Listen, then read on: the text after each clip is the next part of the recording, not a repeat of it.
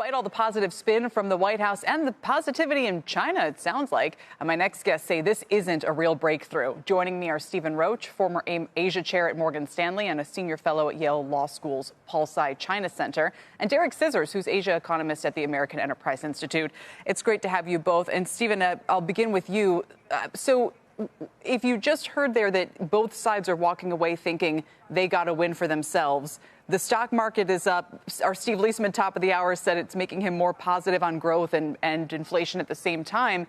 What's not to like about this quote unquote deal? Well, thanks for having me on, Kelly. Look, process is progress. We've had no process. And so I think that is encouraging in and of itself. But, we've been down this road before. And what I heard from Scott Bessent when I woke up early this morning is he's pretty much rolling out the old script that was used in the first Trump administration. He talked about this big binder that he brought to Geneva that was strikingly reminiscent of what Robert Lighthizer, the former U.S. trade representative, used to deploy tariffs in 2018 and 19. And then Scott also mentioned this phase one trade deal as possibly a template for what Trump might be looking for again this time. That deal was a failure. And Trump wants to blame that and everything else on his predecessor. But there's not a whole lot of new enlightened thinking that I can detect coming out of Geneva that can give us grounds for encouragement looking ahead. Derek, this would seem to be a win kind of for the pragmatists, in the investing community and so forth, and a loss for those who thought that we were going to remake the U.S. economy. Or am I making too much of everything that's just been agreed to? Well, I think you're probably making. Sorry, Derek, go ahead. You're probably making too much of it simply because on the surface, you're right. There's this question of why did we do all this when we were just going to undo it 6 weeks later? So it's also a loss for President Trump and his credibility.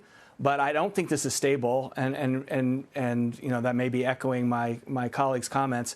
So if this were the outcome, it would be win for pragmatists, dubs over hawks, and make President Trump look a little unsteady. I don't think it's the outcome. I think we can get through the 90 days and announce some sort of deal. The deal will be largely empty, and then it will progressively fall apart. I think people who are hoping for long-term relief well into the duration of the Trump administration are going to be disappointed.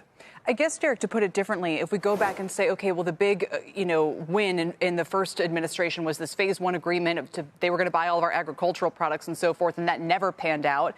And now we're looking at a situation where it's unclear what exactly the U.S. is winning at this point. The tariff level on China is now 30%. None of this sounds like a remaking of the U.S. China trade relationship. Do you think that's still even possible? It's possible, but it requires the U.S. to go through pain. And President Trump was looking at shortages, which will still occur, but now, they hopefully won't last too long, starting later this month and into June. And he blinked, and he obviously blinked. The rush for a total reset, he's talking on Saturday during the negotiations about a total reset, doesn't help your negotiators. And then, as you said, there's nothing to the deal on the table. So we total reset for what reason? So the U.S. could influence China's economy. It would require much more durable and painful action on our part. And the Trump administration has signaled it wants no part of that.